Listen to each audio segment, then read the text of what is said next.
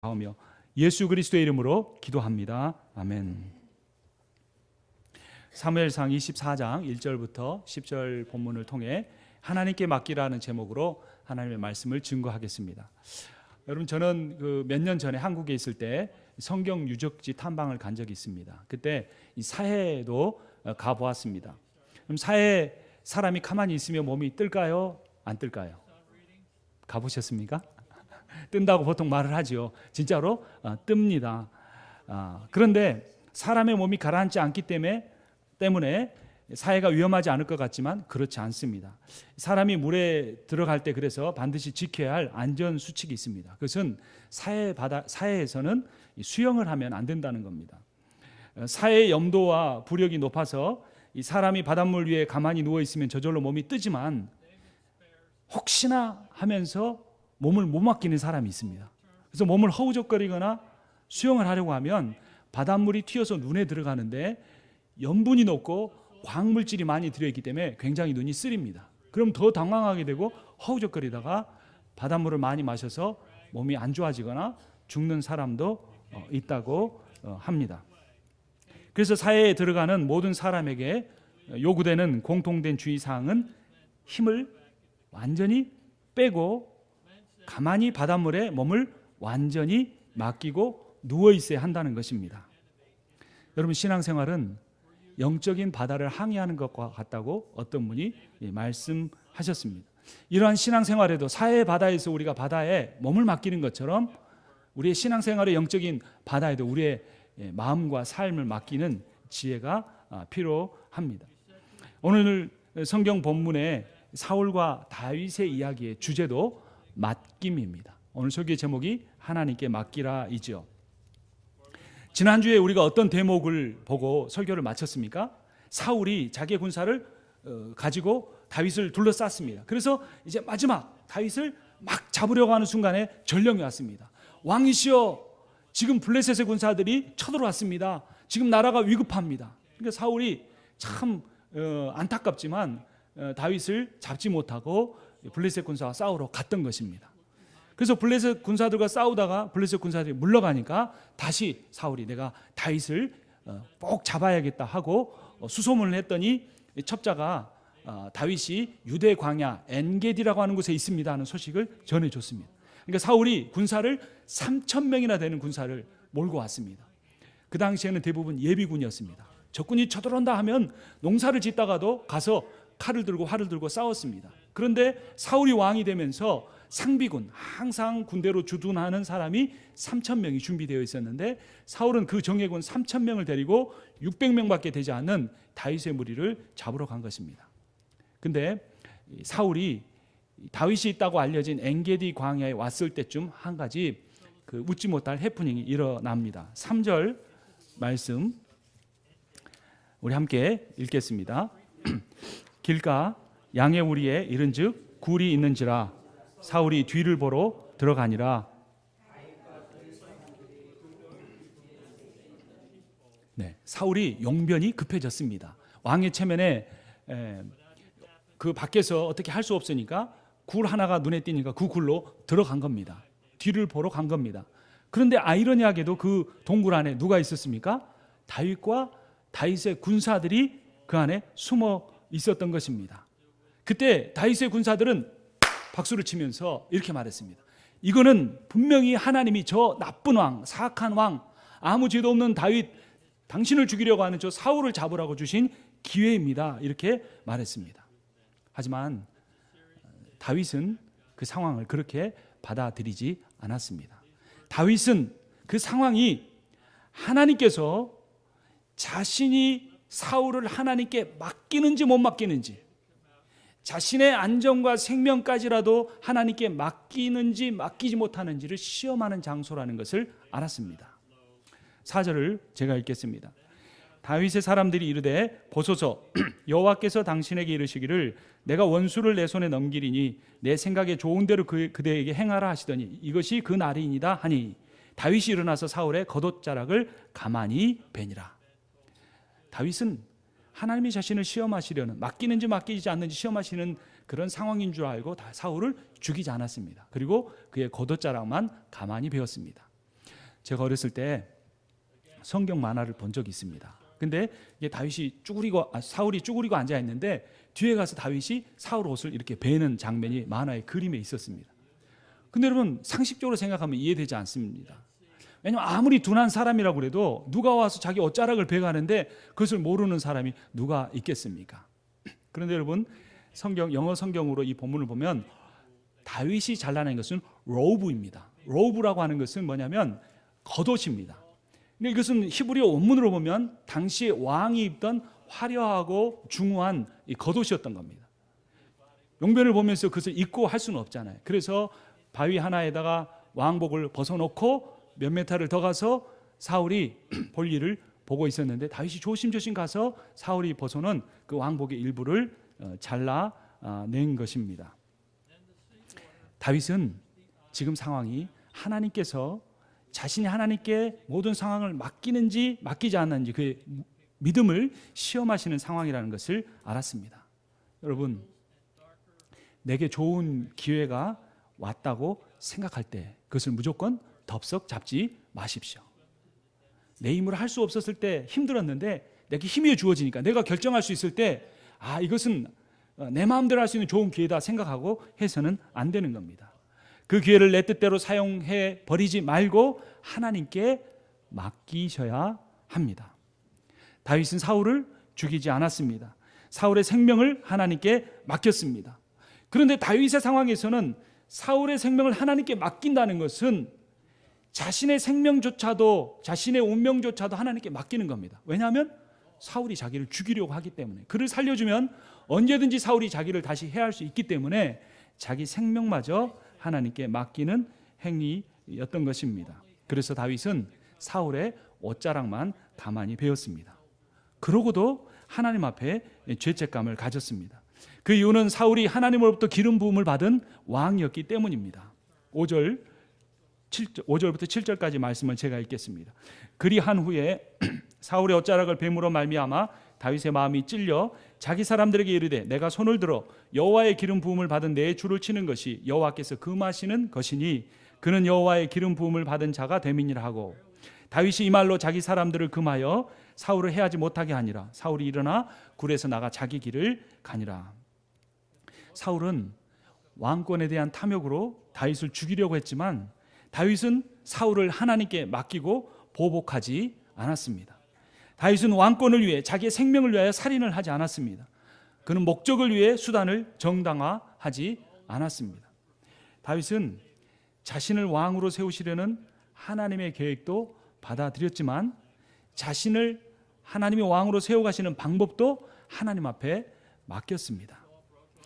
여러분, 우리는 우리의 삶에서 얼마나 많은 부분을 하나님께 맡기고 살아가는지 오늘 본문을 통해서 돌아봐야 할 것입니다. 이 다윗이 사울의 옷자락을 벤 이 일은 두 가지 의미를 갖습니다. 첫 번째는 다윗이 사울을 죽일 수 있었는데 그를 죽이지 않았다는 자비의 증거였습니다. 두 번째는 다윗이 사울의 왕복의 일부를 가짐으로써 사울의 왕권이 다윗에게 넘겨졌다는 승리의 상징이기도 했습니다. 여러분, 하나님 믿는 사람은 져주는 사람이 이기는 사람입니다. 전에 이런 사건이 있었습니다. 사울이 하나님의 말씀에 계속해서 불순종했습니다. 그래서 사무엘이 하나님의 말씀을 받아서 사울에게 전했습니다. 이제 당신이 하나님께서 거듭해서 불순종함으로 하나님께 맡기지 않으므로 당신을 심판하고 왕위에서 내려오게 하실 것입니다. 사울이 다급해졌습니다. 그래서 사무엘에게 애걸복걸했습니다. 그래도 사무엘이 요지부동하자 사울의 옷자락을 잡았는데 그만 옷자락이 찢어지고 만 것입니다. 그때 사무엘이 사울에게 이렇게 말합니다. 여호와께서 오늘 이스라엘 나라를 왕에게서 찢어 왕보다 나은 왕의 이웃에게 주셨나이다. 그때 사무엘의 예언이 이제 엔게디 광야의 한 동굴에서 다윗에게 성취된 것입니다. 모든 상황을 알지 못하는 둔한 사울이 옷의 일부분이 잘려진지도 모르고 동굴에서 나갔습니다. 사울이 어느 정도 가자 다윗도 따라 나가서 이렇게 말했습니다. 8절과 9절입니다. 그 후에 다윗도 일어나 굴에서 나가 사울의 뒤에서 외쳐 이르되 내 주 왕이여 하매 사울이 돌아보는지라 다윗이 땅에 엎드려 절하고 다윗이 사울에게 이르되 보소서 다윗이 왕을 해하려고 한다는 사람들의 말을 왕은 어찌하여 들으시나이까? 아마도 이 다윗은 그때 자기가 잘라낸 이 사울 왕의 옷자락의 일부를 보여주었을 것입니다. 자신이 사울을 죽일 수 있었는데도 불구하고 그렇지 않다는 사실을 보여주었습니다. 그리고 사람들의 말이 다윗이 사울을 죽이려고 한다는 그것 때문에 사울이 다윗을 쫓고 있었는데 그것이 모함에 불과하다는 사실을 보여준 것입니다. 다윗은 사울에 대한 심판을 하나님께 맡겼습니다. 여러분, 우리의 삶도 내가 참 신앙인으로서 살아가기를 원한다면 하나님께 맡기는 삶을 살아야 합니다. 그렇다면 우리가 하나님께 무엇을 맡기며 살아야 할까요? 첫 번째, 다윗처럼 원수를 하나님께 맡길 수 있어야 합니다. 사도 바울도 로마서 12장에서 이렇게 말합니다. 내 사랑하는 자들아, 너희가 친히 원수를 갚지 말고 하나님의 진노하심에 맡기라. 기록되었으되 원수 갚는 것이 내게 있으니 내가 갚으리라고 주께서 말씀하시니라.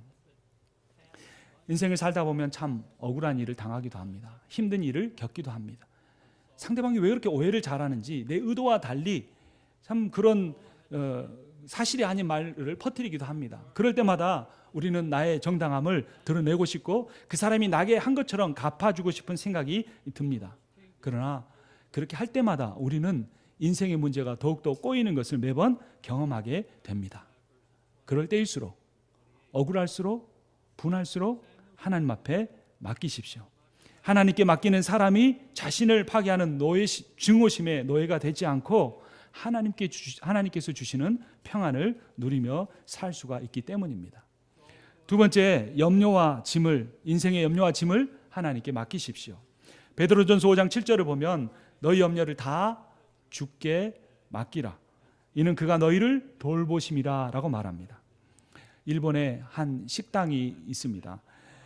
이곳에서는 주문한 음식과 다른 음식이 나오는 실수가 자주 일어나는 곳입니다. 우동을 시켰는데 라면이 나옵니다.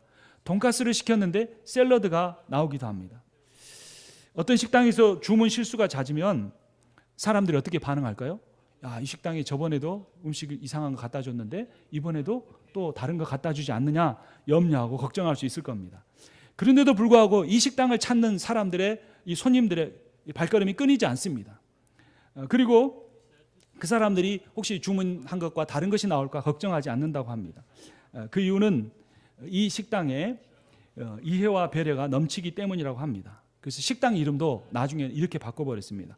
주문 실수가 넘치는 식당. 이런 식당 제목을 보신 적이 있습니까?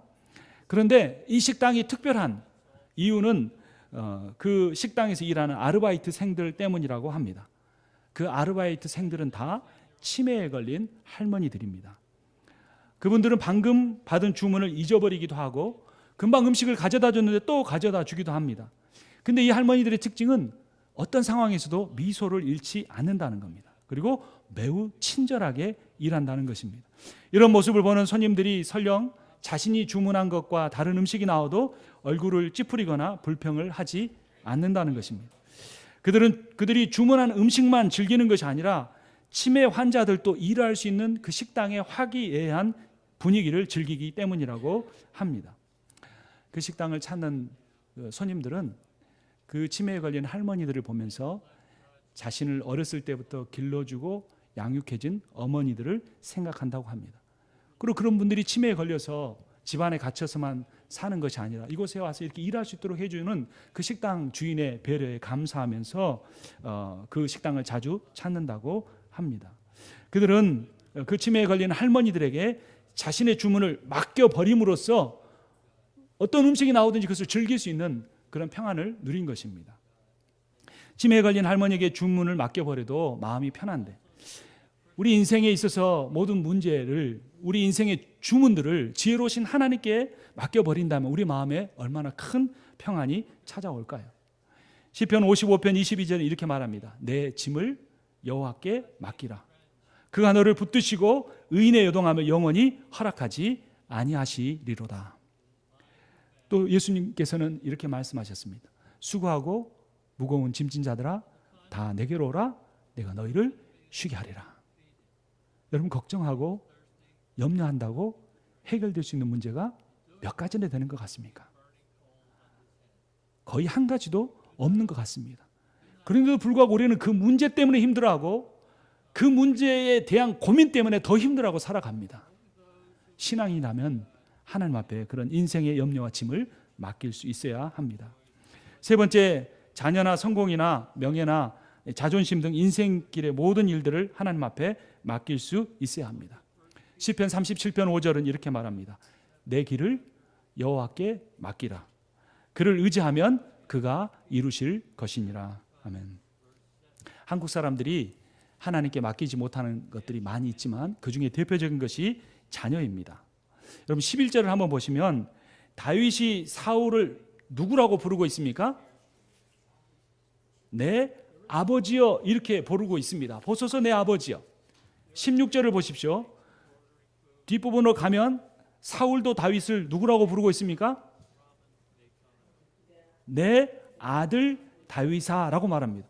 왕과 신하의 관계인데 왜 갑자기 아버지와 아들 관계로 변화된 것입니까? 실제로 다윗은 사울의 딸 미갈과 결혼했기 때문에 다윗은 사울의 사위입니다. 다윗은 사울의 아들이나 다름이 없었습니다. 그런데 사울은 자신의 왕권 유지라는 우상에 사로잡혀서 다윗을 오해하고 위협하고 심지어 그를 죽음의 길로 내몰려고 한 것입니다. 제정신을 차리면 다윗에게 미안하다 말하고 욕심에 사로잡히면 다윗을 증오하고 사로잡으려고 했던 이 사울의 어리석은 모습이었습니다. 이 해리스버그 근처 한 도시에서 선교 사역을 하시는 목사님에 따르면 한인 가정의 자녀들이 심각한 위기에 있다고 합니다. 그분의 말씀이 이렇습니다. 이 도시의 한인 사회가 심각한 영적인 위기에 있다. 청소년들이 술에 취해서 쓰러져 있고 마약을 복용하고 심각한 정신병에 걸려 사경을 헤매고 있다. 이제는 1세들이 2세 한인 청소년들의 치료에 나서야 한다라고 외치고 있습니다. 이분이 그 청소년 마약 문제에 깊이 인볼브해서 그 도시의 그 행정 당국과도 교류를 하고 한국에서도 그 사례를 보기 위해서 오기까지 합니다. 한인 가정만 아니라 한인 교회도 문제가 있다고 합니다. 최호섭 목사님이라고 한 분이 2세들이 한인 교회를 떠나는 이유들에 대해서 다음과 같이 정리했습니다. 첫째, 한인 2세가 교회를 떠나는 이유는 한인 1세의 부정적인 모습 때문이라고 합니다. 2세들은 1세들이 무례하며 고집이 세고 앞뒤가 꽉 막혔고 위선자라고 느낀다고 합니다. 이것은 사실이 아닐 수도 있습니다. 그것이 사실이냐 아니냐가 중요한 것이 아니라 2세들이 1세들에 대해서 그렇게 느낀다는 것입니다. 두 번째, 2세들이 한인 교회를 떠나는 이유는 한인 1세들이 너무나 권위주의적이고 교회 분위기가 그렇기 때문이라고 합니다. 2세들이 볼 때 한인 교회는 담임 목사님, 부목사님, 전도사님, 장로님, 권사님, 집사님, 또 교회를 몇 년 나온 분 아닌 분 이렇게 보이지 않는 서열이 있어서 참 교회 모습을 보기 힘들다고 말합니다. 세 번째, 2세들이 한인 1세 중심의 교회를 떠나는 이유는 1세들이 항상 2세를 애들 취급하기 때문이라고 합니다. 어렸을 때는 그렇다고 하지만 물론 어렸을 때부터 봐왔기 때문이긴 하지만 2세가 나이가 30이 되고 40이 되어도 어린이 취급을 하고 말을 어린이에게 하듯이 반말을 한다는 것입니다. 결혼을 해서 자녀가 있어도 2세면 1세교회에서 애 취급을 받는 것이 싫다고 하는 겁니다. 물론 한인들끼리는 1세들끼리는 괜찮을 수 있지만 2세들은 그렇게 받아들이지 않는다는 겁니다. 그래서 2세들이 자신을 어른 취급해주는 미국 교회로 가거나 아니면 그마저도 교회를 떠난다고 하는 것입니다. 이민 1세와 2세의 갈등은 비단 교회 안에서만 아니라 가정에서도 있습니다. 많은 부모들이 그 자녀를 얼마나 사랑합니까? 얼마나 자녀들이 신앙생활을 잘하기를 원합니까? 그런데 그러면서 동시에 많은 부모가 자신이 한국에서부터 가졌던 또는 이곳에 와서 신앙생활을 할 때 몇십 년 전에 가졌던 신앙적 가치관과 그 신앙의 방식을 강제적으로 주입하려고 하기 때문에 문제라는 겁니다. 그런데 자녀들은 부모의 말보다 부모의 행동과 삶을 봅니다. 모든 부모가 신앙생활을 잘하기를 바랄 것입니다. 그러면 먼저 자신의 생각을 내려놓아야 합니다. 선입견도 내려놓아야 합니다. 그리고 자녀를 정말 내 마음을 비우고 하나님께 맡겨야 합니다.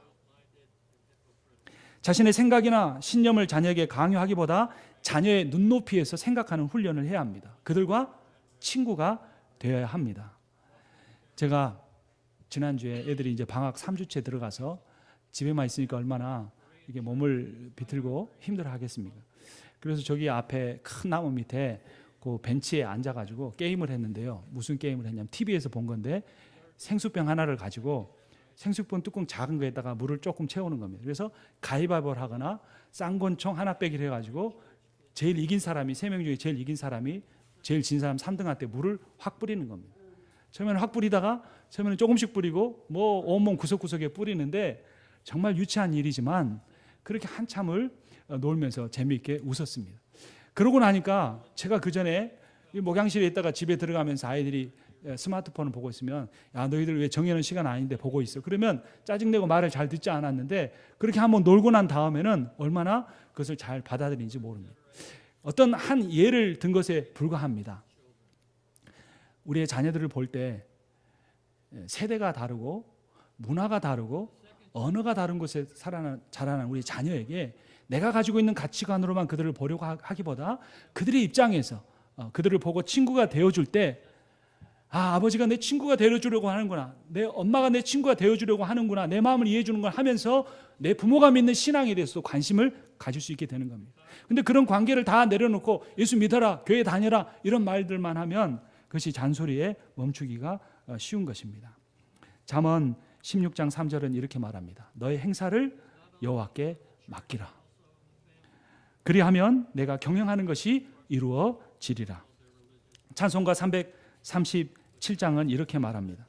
내 모든 시험 무거운 짐을 주 예수 앞에 아뢰이면 근심에 쌓인 날 돌아보사 내 근심 모두 맡으시네. 내 모든 괴로움 닥치는 환난 주 예수 앞에 아뢰이면 주께서 친히 날 구해 주사 넓으신 사랑 베푸시네. 내 짐이 점점 무거워질 때 주 예수 앞에 아뢰이면 주께서 친히 날 구해 주사 내 대신 짐을 져주시네. 마음의 시험 무서운 죄를 주 앞에 아뢰면 예수는 나의 능력이 되사 세상을 이길 힘 주시네. 무거운 짐을 나 홀로 지고 견디다 못해 쓰러질 때 불쌍히 여겨 세상을 이길 구원해 줄 이 은혜의 주님 오직 예수. 여러분, 다른 나라에 이민 와 살면서 얼마나 힘든 일들이 많습니까? 얼마나 어려운 일들이 많습니까? 그러나 그것을 한번 주님께 맡겨 보십시오. 반드시 주님께서 여러분의 문제의 해결자가 되어 주실 것입니다. 내가 놓지 못하고 꽉 붙들고 가지고 있었을 때보다 내 생각보다 내 계획보다 훨씬 더 좋은 것으로 훨씬 더 아름다운 것으로 우리에게 베풀어 주실 것입니다. 다윗은 자신의 생명이 위협을 받는 상황이었습니다. 아무 이유도 없이 자기를 미워하고 자기가 베풀어준 모든 선의를 악의로 갚고 쫓아다니는 그 사울이 자기 눈앞에 왔습니다. 자기의 모든 부하들도 저 악한 왕을 죽이는 것은 정당한 일이라고 말해준 그때 눈 한번 딱 감으면 되는 그 상황 속에서 다윗은 하나님을 생각했습니다. 살아계신 하나님, 일개 시골의 목동에 불과한 자신에게 기름 부어주시고 자신을 왕으로 세워주겠다고 한 그 하나님, 그 하나님이 살아계시는데, 그 하나님이 보고 계시는데 내가 어떻게 내 인간적인 감정으로 저 사람을 죽일 수 있겠는가? 사울이 아무리 악한 왕이지만 그도 기름 부은 세운 왕이니 하나님께 맡길 터이다. 내가 죄가 없고 저 사울이 왕이 있다면 하나님이 반드시 저 사울에게 나를 대신하여 보복해 주실 것이라고 다윗은 믿었던 것입니다. 우리 인생도 그렇습니다. 언어가 다르고 문화가 다르고 모든 한국에 쌓았던 경력과 그러한 것들이 다 무시된 이 사회 속에 살아가면서 억울한 일도 많고 분한 일도 많고 서운한 일도 많을 수 있습니다. 그러나 우리가 믿는 것은 하나님이 살아계시고 그분이 전능하셔서 온 천지 만물을 창조하셨다는 겁니다. 그분이 사랑이 많고 많으셔서 나를 향한 긍휼이 차고 넘치셔서 하나밖에 없는 아들 예수 그리스도를 나를 위하여 보내실 만큼 사랑이 많으신 하나님, 그분이 지금도 살아계셔서 근심에 쌓이고 걱정에 쌓여서 내 인생의 모든 짐을 스스로 지고 살아가려고 하는 나를 보고 계신다는 것입니다. 그 주님께 맡길 때 우리 주님이 함께 하시고 놀라운 역사를 베풀어 주실 것입니다. 여러분, 신앙생활이란 우리가 주님을 위해 무엇인가를 하는 것이라기보다는 주님께서 우리를 위해 행하실 것을 믿고 그분께 우리의 삶을 온전히 맡기는 것입니다. 주님께 맡기십시오. 주님이 이루실 것입니다.